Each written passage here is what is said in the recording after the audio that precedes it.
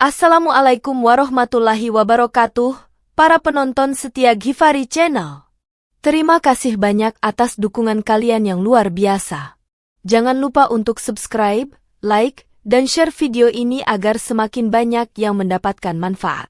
Dan tentu saja, mari kita bersama-sama memperbanyak sholawat kepada Nabi Muhammad SAW dengan menuliskannya di kolom komentar. Semoga sholawat kita menjadi syafaat di hari kiamat nanti. Amin. Kali ini, kami akan membawakan sebuah kisah yang penuh dengan misteri, ketegangan, dan pelajaran berharga. Kisah seorang nelayan sederhana dari Kupang yang mengalami pengalaman tak terlupakan saat beribadah di Tanah Suci.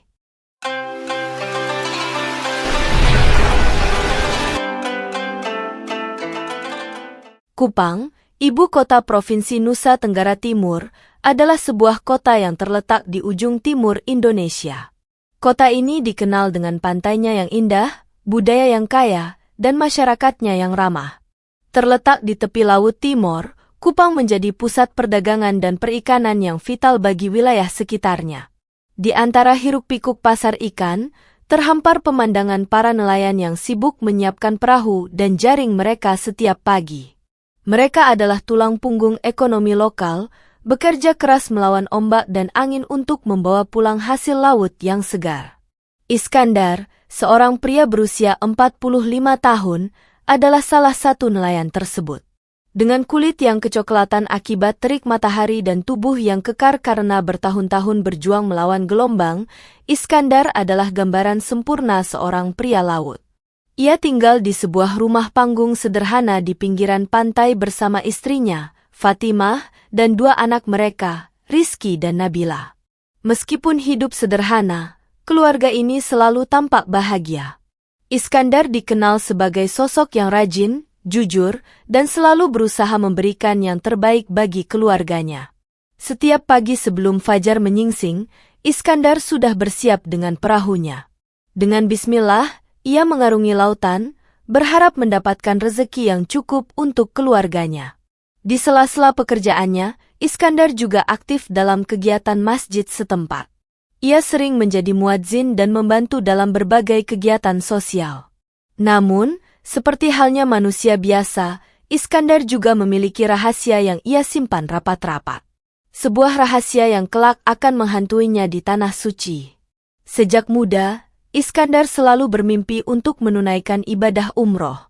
Baginya, berkunjung ke Baitullah adalah puncak dari perjalanan spiritual seorang Muslim. Namun, dengan kondisi ekonominya, impian tersebut terasa jauh dari jangkauannya. "Ayah, kapan kita bisa pergi umroh?" tanya Nabila suatu malam saat mereka berkumpul di ruang tamu. Iskandar tersenyum sambil mengelus rambut putrinya. "Insya Allah, nak.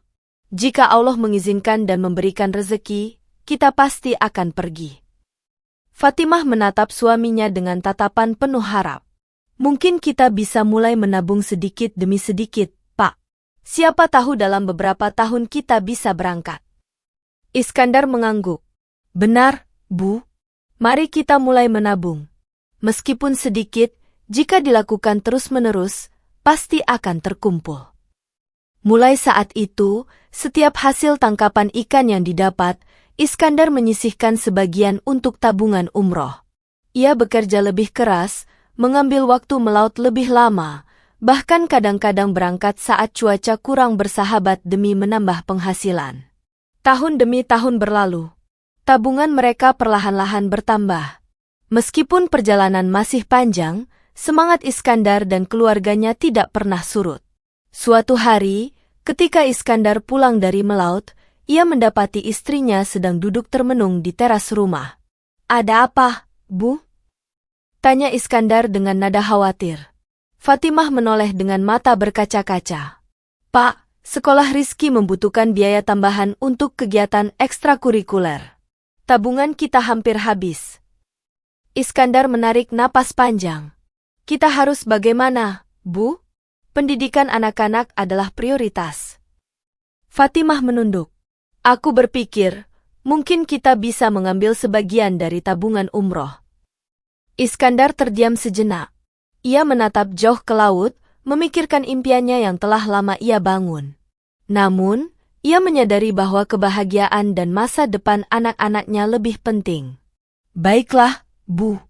Kita gunakan sebagian tabungan umroh untuk kebutuhan rizki. Insya Allah, rezeki akan datang lagi. Dengan berat hati, Iskandar mengambil sebagian tabungan umrohnya. Meskipun demikian, semangatnya untuk menunaikan ibadah umroh tidak pernah pudar. Ia semakin giat bekerja, berharap dapat menggantikan dana yang telah digunakan.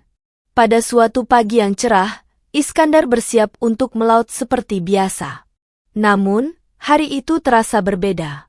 Angin bertiup lembut dan ombak tenang. Seolah-olah alam memberikan restunya. Saat tengah hari menjelang, Iskandar merasakan tarikan kuat pada jaringnya. Dengan penuh semangat, ia menariknya. Betapa terkejutnya ia ketika mendapati jaringnya penuh dengan ikan tuna besar, yang harganya jauh lebih mahal daripada ikan-ikan biasanya. Alhamdulillah! Seru Iskandar dengan wajah berseri-seri. Ia segera kembali ke daratan dan menjual hasil tangkapannya di pasar. Hari itu, ia mendapatkan penghasilan yang jauh lebih besar daripada biasanya. Dengan hati riang, ia pulang ke rumah dan memberitahu keluarganya. Bu, anak-anak, lihat hasil tangkapan ayah hari ini. Katanya sambil menunjukkan uang yang berhasil ia dapatkan. Fatimah terkejut. Masya Allah, ini rezeki besar. Iskandar mengangguk. Aku berpikir, dengan rezeki ini, kita bisa mendaftar untuk umroh tahun depan. Hari itu menjadi momen bahagia bagi keluarga Iskandar. Mereka merasa bahwa impian mereka untuk menunaikan ibadah umroh semakin dekat. Dengan dana yang cukup, Iskandar dan Fatimah segera mendaftar untuk menunaikan ibadah umroh. Proses administrasi berjalan lancar, dan mereka mendapatkan jadwal keberangkatan untuk musim umroh tahun depan. Setahun berlalu dengan cepat. Iskandar dan Fatimah sibuk mempersiapkan segala kebutuhan untuk perjalanan mereka. Dari mengikuti manasik, membeli perlengkapan, hingga mempersiapkan mental dan spiritual. Tetangga dan kerabat mereka turut berbahagia, rumah Iskandar dipenuhi dengan doa dan pengajian setiap malam, memohon kelancaran dan keselamatan selama perjalanan. Suatu malam, setelah acara pengajian selesai, Iskandar duduk berdua dengan Fatimah di teras rumah. Bu, aku merasa sangat bersyukur. Akhirnya kita bisa menunaikan ibadah umroh, kata Iskandar dengan mata berkaca-kaca. Fatimah menggenggam tangan suaminya. Aku juga, Pak. Semoga Allah menerima ibadah kita dan mengampuni dosa-dosa kita. Iskandar mengangguk. Namun, di lubuk hatinya yang paling dalam, ada perasaan gelisah yang tak ia pahami. Seolah-olah ada sesuatu yang belum terselesaikan. Hari keberangkatan pun tiba. Dengan diantar oleh keluarga dan kerabat, Iskandar dan Fatimah menuju bandara. Suasana haru menyelimuti perpisahan mereka. Jaga diri kalian baik-baik, ayah, ibu, pesan Rizky sambil menahan air mata. Iskandar memeluk anak-anaknya erat. Kalian juga, nak. Doakan kami agar selamat dan bisa kembali dengan kalian lagi. Perjalanan udara menuju Tanah Suci berjalan lancar. Iskandar dan Fatimah tiba di Makkah dengan perasaan takjub. Melihat Masjidil Haram dan Ka'bah secara langsung membuat mereka terharu. Subhanallah, begitu indah, bisik Fatimah sambil menitikkan air mata. Iskandar mengangguk, matanya tak lepas dari Ka'bah yang berdiri megah. Akhirnya, kita sampai di rumah Allah. Hari-hari pertama di Makkah diisi dengan kegiatan ibadah. Iskandar dan Fatimah menjalankan tawaf, sa'i, dan berbagai rukun umroh dengan khusyuk. Setiap malam mereka berdoa di hadapan Ka'bah, memohon ampunan dan berkah. Namun, semakin lama, perasaan gelisah yang dirasakan Iskandar semakin menguat. Setiap kali ia menatap Ka'bah, ada bayangan masa lalunya yang muncul. Sebuah peristiwa yang ia coba lupakan, namun terus menghantuinya. Suatu malam, setelah selesai sholat Isya, Iskandar memutuskan untuk berjalan-jalan sendirian di sekitar Masjidil Haram. Ia ingin menenangkan pikirannya. Saat berjalan, ia bertemu dengan seorang pria tua berjubah putih yang menatapnya dengan tajam. Assalamualaikum, Anak muda, sapa pria itu. Waalaikumsalam, Pak Haji, jawab Iskandar dengan sopan. Pria tua itu menatap Iskandar dalam-dalam. Apakah kau mencari sesuatu?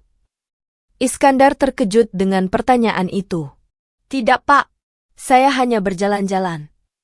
Pria itu tersenyum samar. Ingatlah, di tempat suci ini, segala rahasia akan terungkap. Sebelum Iskandar sempat bertanya lebih lanjut, pria itu sudah berjalan menjauh, menghilang di kerumunan jamaah. Iskandar merasa bingung. Apa maksud dari perkataan pria tersebut? Namun, ia mencoba mengabaikannya dan kembali ke hotel. Pada hari terakhir mereka di Makkah, Iskandar memutuskan untuk melakukan tawaf wada atau tawaf perpisahan. Fatimah memilih untuk beristirahat di hotel karena merasa lelah. Pak, kau pergi sendiri saja. Aku akan berdoa dari sini, kata Fatimah. Iskandar mengangguk. Baiklah, Bu. Aku akan segera kembali. Setelah melakukan wudhu, Iskandar menuju Masjidil Haram. Malam itu, suasana cukup lengang. Ia merasa tenang dan fokus dalam ibadahnya. Setelah menyelesaikan tawaf, Iskandar merasa terdorong untuk mendekati Ka'bah. Ia ingin berdoa sedekat mungkin dengan Baitullah. Dengan hati-hati, ia mendekati dinding Ka'bah dan meletakkan tangannya di atasnya. Ia menutup mata dan mulai berdoa. Ya Allah, ampunilah dosa-dosaku. Terimalah ibadahku dan jadikanlah aku hamba-Mu yang lebih baik. Tiba-tiba ia merasakan sebuah tarikan yang kuat. Sebelum ia sempat bereaksi, ia sudah berada di dalam sebuah ruangan gelap. Iskandar terkejut. Tanpa disadari dia mendapati dirinya berada di dalam Ka'bah. Bagaimana mungkin? Pikirnya panik. Ia mencoba mencari pintu keluar, namun tak menemukan apapun. Ruangan itu gelap dan sunyi. Hanya ada dirinya dan bayangan masa lalunya. Iskandar merasa terjebak. Ia berteriak meminta tolong, namun suaranya seolah-olah tertelan oleh kegelapan.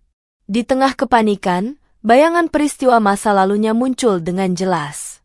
Ia teringat sebuah sumpah palsu yang pernah ia ucapkan bertahun-tahun lalu. Beberapa tahun yang lalu, Iskandar terlibat dalam sebuah sengketa lahan dengan tetangganya, Pak Mahmud. Lahan tersebut berada di pinggir pantai dan memiliki nilai ekonomi yang tinggi. Pak Mahmud mengklaim bahwa lahan tersebut adalah miliknya berdasarkan warisan keluarga. Namun, Iskandar bersikeras bahwa lahan itu adalah miliknya dengan menunjukkan dokumen yang ia miliki. Sengketa tersebut berakhir di pengadilan. Dalam persidangan, Iskandar bersumpah atas nama Allah bahwa lahan tersebut adalah miliknya dan dokumen yang ia miliki adalah asli. Namun, kenyataannya, dokumen tersebut adalah hasil rekayasa. Iskandar tahu bahwa lahan itu sebenarnya milik Pak Mahmud, namun karena keserakahannya, ia rela melakukan sumpah palsu. Pengadilan memutuskan bahwa lahan tersebut menjadi milik Iskandar berdasarkan bukti yang ia berikan. Pak Mahmud merasa kecewa dan terzalimi, namun ia menerima keputusan tersebut dengan lapang dada. Sejak saat itu, Iskandar selalu dihantui oleh rasa bersalah. Namun, ia mencoba menepisnya dengan berpikir bahwa semua telah berlalu. Kembali ke dalam Ka'bah, Iskandar menyadari bahwa kejadian ini adalah teguran dari Allah atas dosa yang pernah ia lakukan. Air mata mengalir deras di pipinya. Ya Allah, ampunilah hamba-Mu yang berdosa ini. Hamba menyesal atas perbuatan hamba di masa lalu, isaknya. Dalam kegelapan, ia sujud dan memohon ampunan. Hatinya terasa hancur mengingat dosa besar yang pernah ia lakukan. Tiba-tiba, sebuah cahaya muncul dari sudut ruangan. Iskandar menoleh dan melihat pintu terbuka. Tanpa ragu, ia berlari menuju pintu tersebut dan keluar. Di luar, ia mendapati dirinya kembali berada di depan Ka'bah. Udara segar malam itu menyentuh wajahnya. Ia menoleh ke sekeliling, namun tak ada yang tampak memperhatikan kejadian tersebut. Dengan hati yang lega, ia bersujud syukur. Ia berjanji dalam hatinya untuk memperbaiki kesalahannya dan meminta maaf kepada Pak Mahmud setibanya di Kupang. Setelah menyelesaikan semua rangkaian ibadah umroh, Iskandar dan Fatimah kembali ke tanah air. Mereka disambut dengan meriah oleh keluarga dan kerabat. Namun, Iskandar merasa bahwa tugasnya belum selesai. Ia segera menuju rumah Pak Mahmud untuk meminta maaf dan mengembalikan lahan yang pernah ia ambil. Sesampainya di sana, ia mendapati rumah Pak Mahmud sudah kosong dan terbengkalai. Tetangga sekitar memberitahu bahwa Pak Mahmud telah meninggal dunia setahun yang lalu akibat penyakit yang ia derita.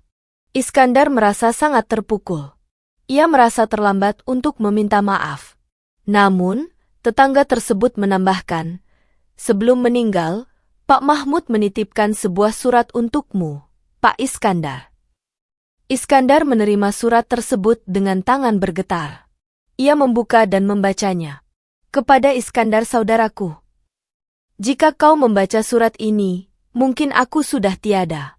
Aku ingin kau tahu bahwa aku telah memaafkanmu sejak lama atas apa yang terjadi di antara kita. Meskipun aku merasa terzalimi, namun aku yakin bahwa Allah Maha Adil. Aku berdoa agar kau diberikan hidayah dan kesadaran. Semoga kita bertemu kembali di surganya." Iskandar menangis terseduh-seduh. Ia merasa bahwa Allah telah mengatur segalanya dengan sempurna. Namun, hal yang lebih mengejutkan terjadi ketika Iskandar menerima panggilan dari notaris setempat. Ternyata, sebelum meninggal, Pak Mahmud telah mewariskan sebagian besar harta dan lahannya kepada Iskandar sebagai tanda persaudaraan dan pengampunan. Iskandar terkejut. Ia merasa bahwa dirinya tidak layak menerima warisan tersebut. Namun, notaris menegaskan bahwa itu adalah wasiat terakhir Pak Mahmud. Dengan hati yang penuh penyesalan dan syukur, Iskandar memutuskan untuk menggunakan harta tersebut untuk membangun masjid dan pusat pendidikan di desanya, sebagai bentuk taubat dan pengabdian kepada Allah. Kisah Iskandar menjadi pelajaran bagi kita semua bahwa dosa mungkin dapat tersembunyi dari manusia, namun tidak dari Allah. Dan bahwa pintu taubat selalu terbuka bagi hambanya yang benar-benar menyesal. Semoga kisah ini menjadi pengingat bagi kita semua untuk selalu jujur, amanah, dan menjauhi perbuatan dosa. Terima kasih telah menyaksikan video ini. Jangan lupa untuk like, share, dan subscribe Givari Channel. Wassalamualaikum warahmatullahi wabarakatuh.